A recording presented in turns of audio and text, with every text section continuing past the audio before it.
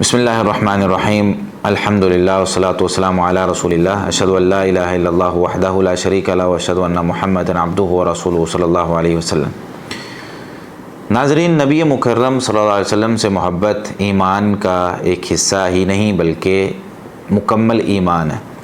جو شخص نبی کریم صلی اللہ علیہ وسلم سے محبت نہیں کرتا وہ مومن ہونے کا دعویٰ کرے، ایسا ممکن نہیں ہے۔ یعنی اس کا دعویٰ وہ کسی صورت بھی قبول نہیں کیا جائے گا جب تک کہ وہ نبی کریم صلی اللہ علیہ وسلم سے حقیقی محبت نہیں کرتا، زبان سے اقرار بھی کرے اور عمل سے کر کے بھی دکھائے کہ واقعی مجھے نبی کریم صلی اللہ علیہ وسلم سے محبت ہے۔ چند دن پہلے اس پر تفصیل سے میں دلائل ذکر کر چکا ہوں کہ اس وقت تک کوئی شخص مومن نہیں ہو سکتا جب تک کہ اپنی اولاد، اپنے والدین اور تمام لوگوں سے زیادہ نبی کریم صلی اللہ علیہ وسلم سے محبت نہ کرے۔ اب آپ صلی اللہ علیہ وسلم سے محبت، آپ صلی اللہ علیہ وسلم کے بارے میں یہ عقیدہ رکھنا کہ آپ صلی اللہ علیہ وسلم دنیا میں سب سے زیادہ افضل ہیں، تمام انبیاء سے افضل ہیں، تمام انسانوں سے افضل ہیں، اور آپ صلی اللہ علیہ وسلم کی جو بات ہے وہ اللہ کی طرف سے آئی ہوئی وحی ہے۔ جو بھی آپ صلی اللہ علیہ وسلم کہتے ہیں اس کو تسلیم کرنا وہ ہمارے لیے ضروری ہوتا ہے۔ جب محبت کا دعویٰ ہم نے کر دیا، اب جب محبت کا دعویٰ کر دیا ہے تو اب اس میں نبی مکرم صلی اللہ علیہ وسلم نے جو ہمیں حکم دیا، فرمایا نا اذا امرتکم بامر فاتوا منہ ما استطعتم، جب میں تمہیں کسی چیز کا حکم دوں تو جتنی تمہاری استطاعت ہو اس کو کیا کرو، اور جب منع کروں کسی کام سے اس سے رک جایا کرو۔ تو اب ہم نے اطاعت کرنی ہے ان کی، اور محبت کے لیے، محبت ظاہر کرنے کے لیے کئی ایک اعمال ہیں۔ درود و سلام بھیجیں نبی مکرم صلی اللہ علیہ وسلم پر، اور جب بھی اذان ہو درود بھیجیں، پھر اس کے بعد جو شفاعت کی دعا ہے اللہم رب ھذہ الدعوۃ التامہ، یہ پڑھیں، نبی مکرم صلی اللہ علیہ وسلم کے لیے وسیلے کی دعا کریں۔ اس کے علاوہ اور بہت سے اعمال جو ہم نے کرنے ہیں اور جو ضروری ہیں۔ اب بات یہاں پہ جو میں ذکر کرنا چاہتا ہوں وہ یہ ہے کہ نبی مکرم صلی اللہ علیہ وسلم سے ہم سب کو محبت ہے، اور جو بھی ہم کرتے ہیں نبی مکرم صلی اللہ علیہ وسلم کے لیے اس دنیا میں وہ آپ صلی اللہ علیہ وسلم سے محبت کی وجہ سے ہی کرتے ہیں۔ جتنے بھی لوگ یہاں پر اس وقت، وہ چاہے آپ صلی اللہ علیہ وسلم کی پیدائش کا دن منا رہے ہیں یا آپ صلی اللہ علیہ وسلم کے پیدائش کے دن میں یعنی اس کی خوشی میں روزہ رکھ رہے ہیں، یہ دونوں ہی نبی مکرم صلی اللہ علیہ وسلم سے محبت کے دعوے دار ہیں، اور دونوں ہی کہہ رہے ہیں ہم آپ صلی اللہ علیہ وسلم سے محبت کرتے ہیں۔ اب یہاں پر ایک دو چیزیں میں سمجھانا چاہتا ہوں اپنے ان لوگوں کو، اپنے ان مسلمان بھائیوں کو جو محبت میں کہیں ایسا تو نہیں کہ ہم محبت کرتے ہوئے کچھ ایسے اعمال کر جاتے ہیں جو جن کا آپ صلی اللہ علیہ وسلم جن سے خوش ہونے کے بجائے ہو سکتا ہے ناراض ہو رہے ہوں۔ وجہ کیا ہے؟ کیونکہ آپ صلی اللہ علیہ وسلم کی اس پر مہر نہیں لگی ہوئی۔ دو حدیثیں پہلے میں بیان کرتا ہوں، اس کے بعد پھر میں اپنے موضوع پر آتا ہوں۔ پہلی حدیث صحیح بخاری کے اندر موجود ہے، حدیث کا نمبر 5063 ہے۔ نبی مکرم صلی اللہ علیہ وسلم سے سیدنا انس بن مالک رضی اللہ تعالیٰ عنہ یہ حدیث بیان کرتے ہیں، فرماتے ہیں کہ تین لوگ نبی مکرم صلی اللہ علیہ وسلم کے گھروں میں سے ایک گھر میں آتے ہیں اور یسألون عن عبادت النبی صلی اللہ علیہ وسلم، نبی مکرم صلی اللہ علیہ وسلم کی عبادت کے حوالے سے سوال کرتے ہیں اور پوچھتے ہیں کہ بھی آپ صلی اللہ علیہ وسلم کی عبادت کیسی تھی۔ اچھا، جب بیان کی جاتی ہے کہ آپ صلی اللہ علیہ وسلم یہ کرتے ہیں تو کأنہم تقالوها، اب انہوں نے جب کمپیئر کیا اپنی عبادت کو نبی کریم صلی اللہ علیہ وسلم کی عبادت کے ساتھ تو اپنی عبادت کو انہوں نے کم سمجھا۔ اب انہوں نے کہا کہ ہم کہاں، نبی مکرم صلی اللہ علیہ وسلم کہاں، ہمیں عبادت بہت زیادہ کرنی چاہیے۔ اب ان تینوں کی نیتیں بہت اچھی تھی، یہ تینوں صحابی تھے، مدینہ میں رہتے تھے، اور ان تینوں نے یہ کہا کہ اللہ تعالیٰ نے نبی مکرم صلی اللہ علیہ وسلم کے اگلے پچھلے سارے گناہ معاف کر دیے ہیں، پھر بھی آپ صلی اللہ علیہ وسلم ایسی عبادت کرتے ہیں۔ اچھا، ان میں سے نا ایک نے قسم اٹھا کر یہ بات کہہ دی فإنی لا أصلي الليل أبدا، فإنی أصلي الليل أبدا، فرماتے ہیں کہ میں رات کو نا نماز پڑھا کروں گا، تہجد پڑھا کروں گا اور سوؤں گا نہیں۔ دوسرے نے کہا انا اصوم الدہر ولا افطر، میں نا روزانہ روزہ رکھا کروں گا، کبھی جو ہے وہ روزانہ چھوڑوں گا نہیں۔ اور تیسرے نے کہا انا اعتزل النساء فلا اتزوج ابدا، میں عورتوں سے دور رہوں گا، شادی کروں گا، کمانا پڑے گا، کھلانا پڑے گا، بس عبادت میں لگا رہوں گا۔ اب ذرا غور کیجئے، یہ تین صحابہ کرام ہیں جو مدینہ میں رہتے ہیں، نبی مکرم صلی اللہ علیہ وسلم کے بڑے قریبی ہیں، اور آپ صلی اللہ علیہ وسلم کی محبت میں عبادت کرنا چاہ رہے ہیں، اور عبادت کا طریقہ بھی وہی جس نے کہا تھا نا رات کو تہجد پڑھوں گا۔ اچھا، انہوں نے تہجد بالکل سیم نبی مکرم صلی اللہ علیہ وسلم کے طریقے کے مطابق پڑھنی تھی، صرف ایک چیز میں اضافہ ہو رہا تھا، انہوں نے کہا میں پوری رات تہجد پڑھوں گا۔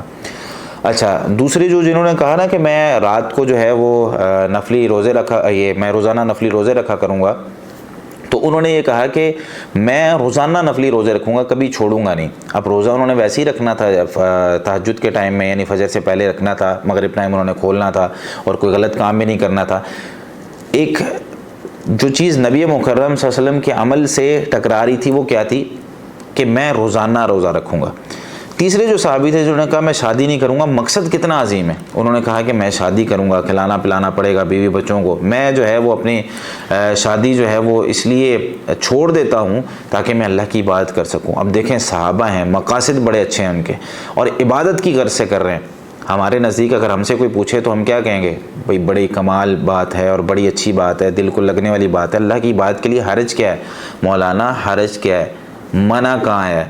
ٹھیک ہے، منع کہاں ہے؟ یہ والا سوال جو ہے نا عبادت میں جب ہوتا ہے نا، منع کہاں آیا ہے، تو بڑا ایک نا دلی درد ہوتا ہے کہ ہمارے مسلمانوں کو اب تک یہ نہیں پتا کہ سوال کرنا ہے کیا ہے عبادت کے حوالے سے۔ منع کہاں ہے؟ یہ سوال کرنا ہے کہ یہ سوال کرنا ہے کہ بھئی آپ صلی اللہ علیہ وسلم نے کیا کہاں ہے؟ یہاں پر کہیں منع نہیں آیا، لیکن آپ صلی اللہ علیہ وسلم نے کیا فرمایا کہ میرا طریقہ یہ نہیں ہے، میں ایسے کرتا نہیں ہوں۔ عبادت میں اصول کیا ہے؟ عبادت میں اصول یہ ہوتا ہے کہ نبی مکرم صلی اللہ علیہ وسلم نے جو عبادت جہاں جیسے جتنی کی ہوتی ہے وہی عبادت وہاں ویسے اتنی کرنی ہوتی ہے۔ یعنی عبادت میں عبادت کا سبب، اس کی جنس، اس کی مقدار، اس کی کیفیت، اس کی زمان اور مکان، ساری چیزیں جو ہیں وہ ایک جیسی ہونی چاہیے۔ اس کو میں تفصیل سے انشاءاللہ آگے بیان کرتا ہوں۔ اچھا، وہ صحابہ جو تھے انہوں نے نبی مکرم صلی اللہ علیہ وسلم سے جب یہ بات ذکر کی، یعنی آپ صلی اللہ علیہ وسلم کی عبادت کے حوالے سے جب سنا اور آپس میں انہوں نے باتیں کی، چلے گئے۔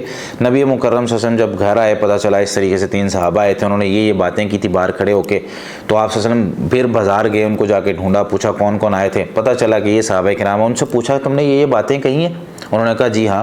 تو آپ صلی اللہ علیہ وسلم نے ارشاد فرمایا واللہ انی لاخشاکم للہ واتقاکم لہ، اللہ کی قسم تم میں سے سب سے زیادہ میں اللہ سے ڈرتا بھی ہوں، خشیت بھی مجھ میں ہے اور مجھ میں تقوی بھی تم سے زیادہ ہے۔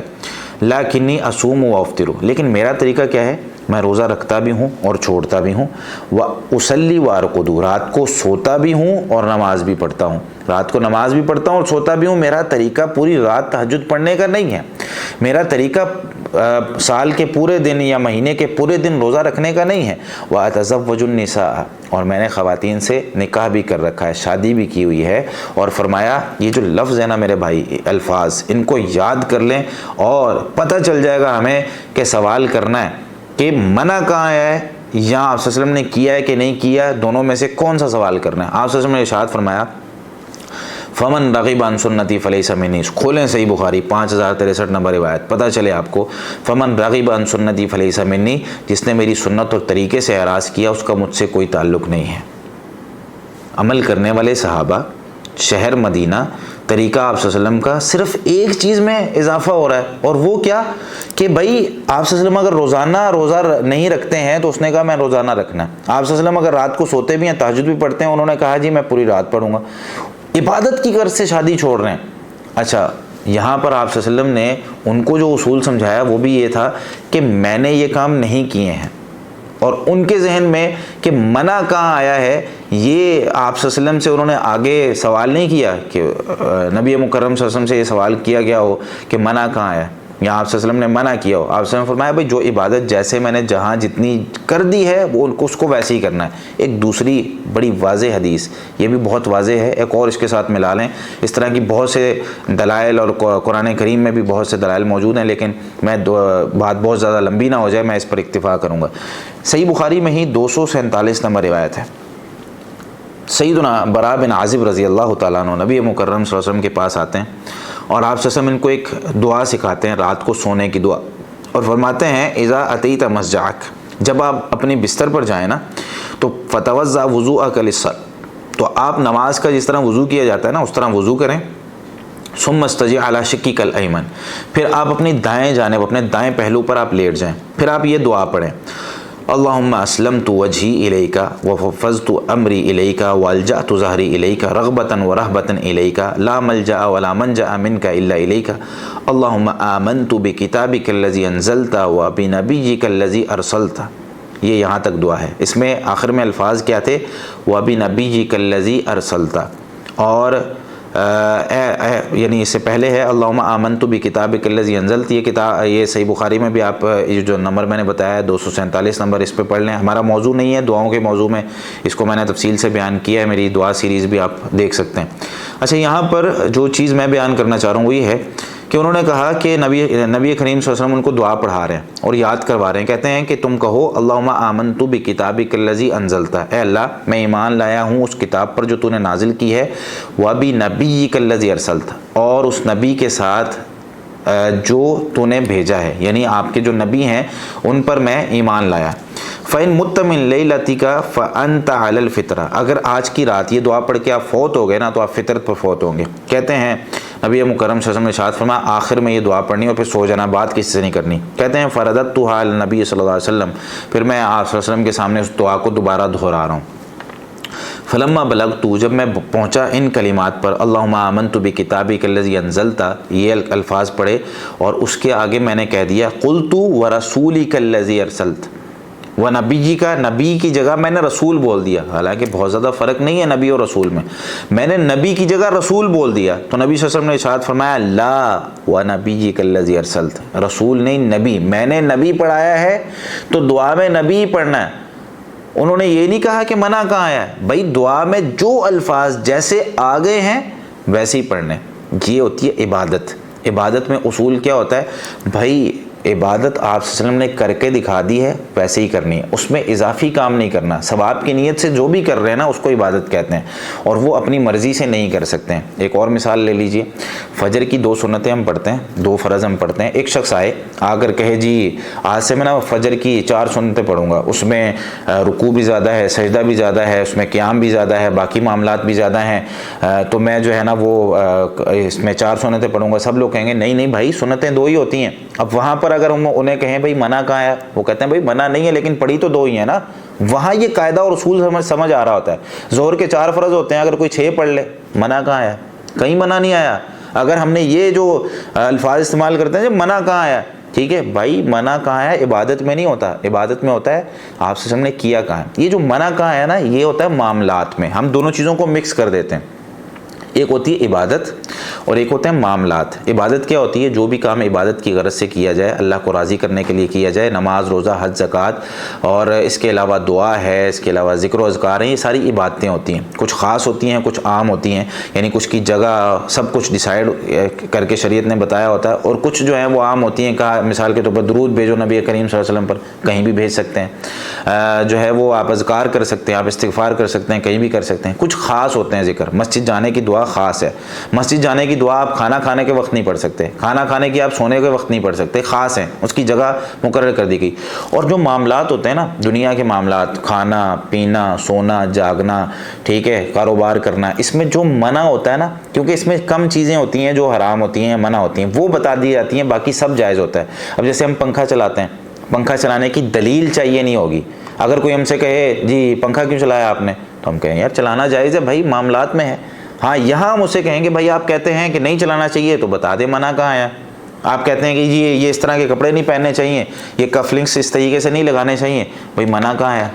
یہاں پر جو منع کریں گے، جیسے آپ سے فرما دیا مرد ریشم نہیں پہنے گا، منع آ گیا. بھائی اس کے علاوہ پہن سکتے ہیں کپڑے. شراب، کھانے پینے میں بھی شراب نہیں پینی، ٹھیک ہے. اس کے علاوہ بھی جو مرضی جوس پئیں، مشروبات پئیں، سب وہاں نہیں پوچھیں گے ہم. جو چیز منع ہوگی شریعت ہمیں بتا دے گی. بھائی سونا تمہارے لیے ہر وقت جائز ہے، عشاء سے پہلے نہیں سونا تم نے، کیوں؟ عشاء کی نماز نہ رہ جائے. اچھا بہت سی ایسی چیزیں ہیں جو معاملات اور عبادات میں ہم مکس کر رہے ہوتے ہیں، ٹھیک ہے. جیسے کہ ابھی ایک میسیج میرے سامنے ایک دوست نے بھیجا، وہ کہنے لگے جی یہ ایک دلیل ہے کہ ہر سال جو ہے وہ جشن سعودیہ منایا جاتا ہے، تو اس کا قرآن و حدیث میں ثبوت نہیں ہے. اسی طریقے سے جو ہے وہ مدارس کے اندر ختم بخاری ہوتی ہے، اس کا قرآن و حدیث میں ثبوت نہیں ہے. اسپیکرز ہم لوگ استعمال کرتے ہیں، اس کا قرآن و حدیث میں ثبوت نہیں ہے. مائکس استعمال، جہاز میں سفر کرتے ہیں، اس کا قرآن و حدیث میں ثبوت نہیں ہے. اسی طریقے سے جو ہے وہ لکھا ہوا ہے ذکر میلاد مصطفیٰ صلی اللہ علیہ وسلم کا کسی صحابی، ائمہ، محدث اور بزرگان دین نے منع کیا ہو، اس کا بھی قرآن و حدیث سے ثبوت نہیں. ایک تو آپس میں باتیں ٹکرا رہی ہیں ان کی. اچھا یہ جو ساری چیزیں ہیں نا یہ معاملات میں آتی ہیں، عبادات میں نہیں ہیں. ہم اسپیکرز استعمال کرتے ہیں وہ اس لیے کہ اس سے آواز دور تک جا سکے. اس لیے نہیں کہ اس میں اسپیکر کو ہم استعمال کرتے ہیں کہ اس سے ہمیں ثواب مل رہا ہوتا ہے، نہیں، اسپیکر کے بغیر بھی اذان دینی ہے، اسپیکر کے ساتھ بھی اذان دینی ہے تب بھی، نہیں ہے تب بھی، بجلی نہ ہو تب بھی اذان دینی ہے۔ جہاز ایک ذریعہ اور وسیلہ ہے ہمیں کہیں ایک جگہ سے دوسری جگہ پہنچانے کا۔ حج کے سفر کے لیے جا رہے ہیں، جلدی پہنچا دیتا ہے۔ جہاز میں جانا یا گھوڑے پہ جانا یا پیدل جانا، اس سے ہماری اس کی نیکیوں میں فرق نہیں آئے گا، یعنی یہ عبادت کے طور پہ ہم استعمال نہیں کر رہے، یہ عبادت کی طرف لے جانے والے وسائل ہیں، ٹھیک ہے۔ ہم دونوں چیزوں کو مکس کر دیتے ہیں، معاملات کو اور عبادات کو مکس کر دیتے ہیں، تب جو ہے وہ ہمیں نقصان ہو رہا ہوتا ہے۔ ساری بات سمجھانے کا مقصد یہ ہے کہ سعودیہ کا جشن ہو یا کسی بھی ملک کا جشن ہو، ہمیں سعودیہ سے یا کسی بھی ملک سے اس لیے جو ہے وہ اس کی حمایت ہم نہیں کرتے کہ بھائی وہ جشن منا رہے ہیں یا نہیں منا رہے یا وہ اس طریقے سے کر رہے ہیں۔ یہاں پر ایک بطور مثال ایک دوست نے بھیجا تو میں نے یہاں پہ ذکر کر دیا۔ کوئی بھی ملک ہے وہ جشن منائے نہ منائے یہ ان کا اپنا کام ہے۔ اگر اس میں خرافات آتی ہیں، بے پردگی آتی ہیں، میوزک آتی ہے اور اس طرح کی ساری چیزیں آتی ہیں، ہم اس کو غلط کہتے ہیں، ٹھیک ہے۔ اب ہے جو کام ہم عبادت کے لیے کرتے ہیں، اب مدارس میں اگر درس بخاری ہو رہا ہے تو کوئی بھی اگر اس کو عبادت سمجھ کے کرتا ہے نا، اس لیے کہ نبی مکرم صلی اللہ علیہ وسلم نے ایسا کیا ہے، تو وہ بدعت کی طرف بھی جا سکتا ہے، وہ بدعت بھی بن جاتا ہے، کیونکہ ہم اس کو نبی کریم صلی اللہ علیہ وسلم کے ساتھ جوڑ رہے ہوتے ہیں۔ ویسے درس کی محفل کسی بھی جگہ آپ ذکر کی محفل قائم کر سکتے ہیں، کوئی مسئلہ نہیں ہے، لیکن جب نبی کریم صلی اللہ علیہ وسلم کے ساتھ جوڑیں گے نا، جب کسی صحابی کے ساتھ جوڑیں گے یا ہمارے ساتھ ہی، میں ایک عام آدمی ہوں، اب میرے ساتھ کوئی کسی عمل کو جوڑتا ہے، کہتا ہے جی جنید صاحب نے اس طریقے سے ایک بات کہی ہے، اگر میں نے نہ کہی ہو تو مجھے غصہ آتا ہے نا۔ تو اسی طریقے سے ہم نبی کریم صلی اللہ علیہ وسلم کے ساتھ ایک بات جوڑ رہے ہیں، ہم عبادت آپ صلی اللہ علیہ وسلم کے حوالے سے ہم میلاد منانا چاہ رہے ہیں، اس کی محفلیں قائم کرنا چاہ رہے ہیں، تو اب ہم سوال کریں گے کیا نبی کریم صلی اللہ علیہ وسلم نے ایسا کبھی کیا ہے؟ تو تمام لوگ متفق ہیں جی نبی کریم صلی اللہ علیہ وسلم نے اپنی ولادت کا دن نہیں منایا ہے۔ ہاں، آپ صلی اللہ علیہ وسلم نے اپنی ولادت کا دن خوشی اس طریقے سے کہ روزہ رکھا ہے، اور وہ بھی ہر ہفتے، سالانہ نہیں۔ ہم سالانہ لے کے بیٹھ گئے کہ نبی مکرم صلی اللہ علیہ وسلم نے جو ہے وہ یہ دن آپ صلی اللہ علیہ وسلم کی خوشی میں ہم منا رہے ہیں۔ آپ صلی اللہ علیہ وسلم سے محبت ہمیں بھی ہے، آپ صلی اللہ علیہ وسلم سے محبت میں ہم آگے نہیں نکلے۔ یہود و نصارہ کے بارے میں نبی مکرم صلی اللہ علیہ وسلم نے ارشاد فرمایا تھا صحابہ کرام کو مخاطب کر کے،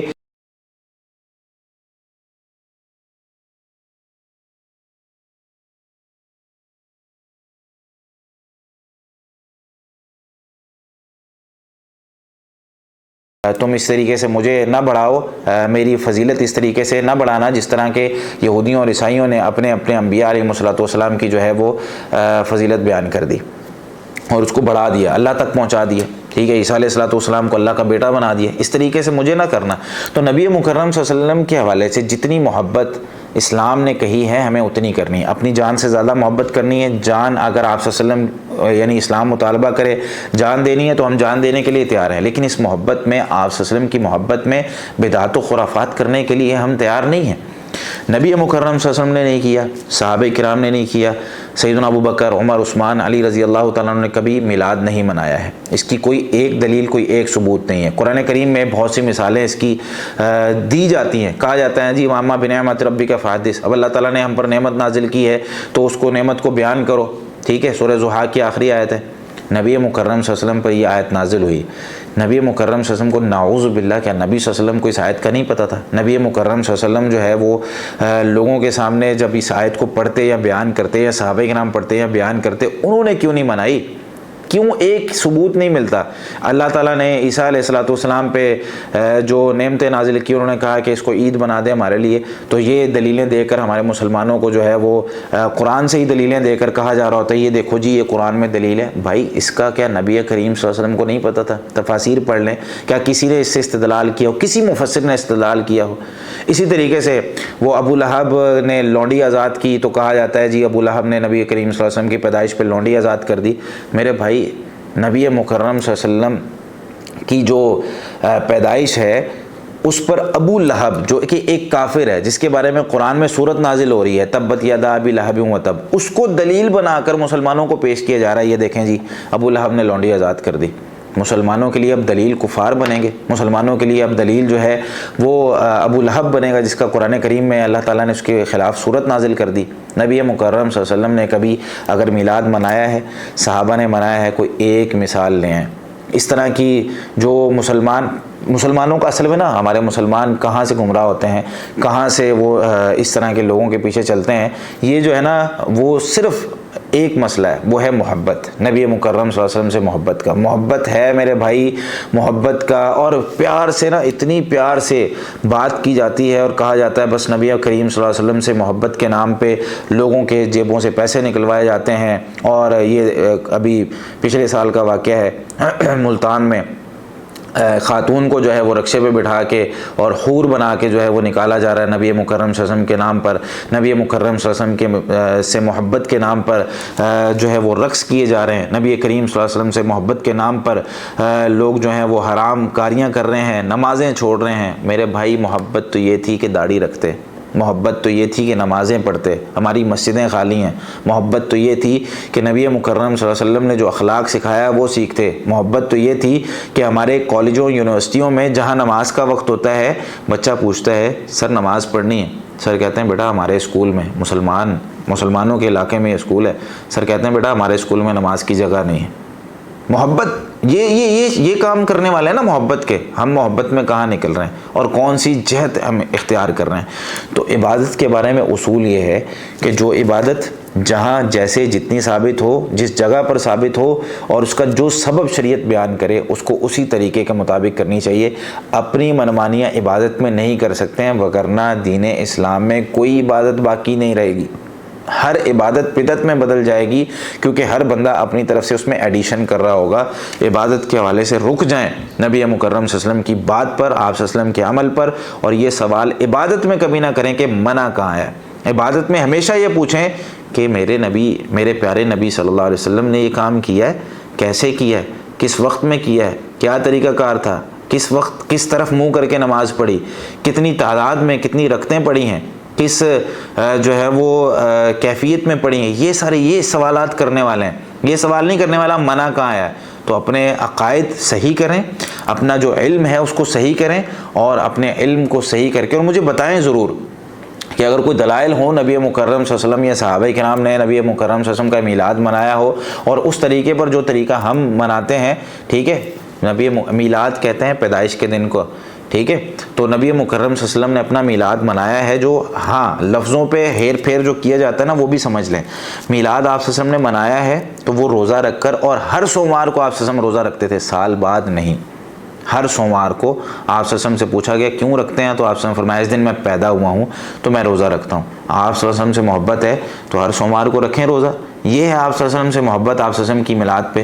12 ربیع الاول کے حوالے سے تاریخ میں بھی ابھی اختلاف ہے کہ بھئی کون سی پیدائش کا دن ہے، آپ صلی اللہ علیہ وسلم کا 9 ہے کہ 12 ہے، ٹھیک ہے. اس میں تمام جو ہیں وہ لوگ انہی باتوں میں میرے بھائی ہم لوگ نبی مکرم صلی اللہ علیہ وسلم سے محبت کا دعویٰ کرتے ہیں نا.